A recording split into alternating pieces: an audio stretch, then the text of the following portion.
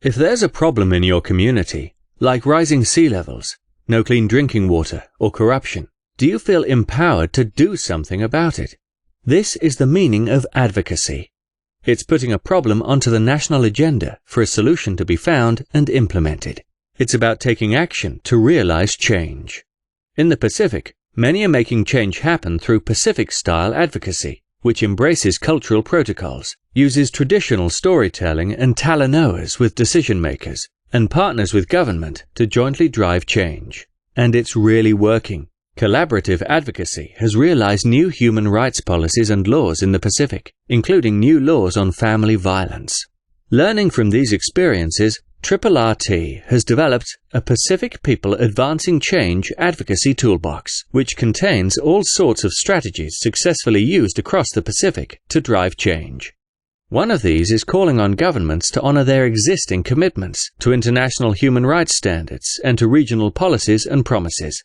Getting the public involved is important. Radio talkback shows and now also social media are widely used. So too letter-writing campaigns and petitions. Use your collective connections and relationships. Key decision-makers are often relatives, schoolmates, or from your home island or village. Lobbying decision-makers is key. Aim for the highest level. It's not uncommon that an advocacy group gets a meeting with the Prime Minister or Cabinet. Using a mix of culturally relevant strategies from the advocacy toolbox, you can make your voice heard without having to shout. Because it's often difficult to know where or how to start a campaign, RRRT uses the 6 steps to successful advocacy. Step 1 is problem analysis. Who's affected? What human rights are being compromised? Step 2. Set objectives. Set 1 or 2 specific objectives. Don't clutter the agenda with a long shopping list of demands. Step 3 is to identify targets, the decision-makers who give you what you want, and those who can be allies and coalition members. Step 4 is to select strategies. This is where the toolbox comes in.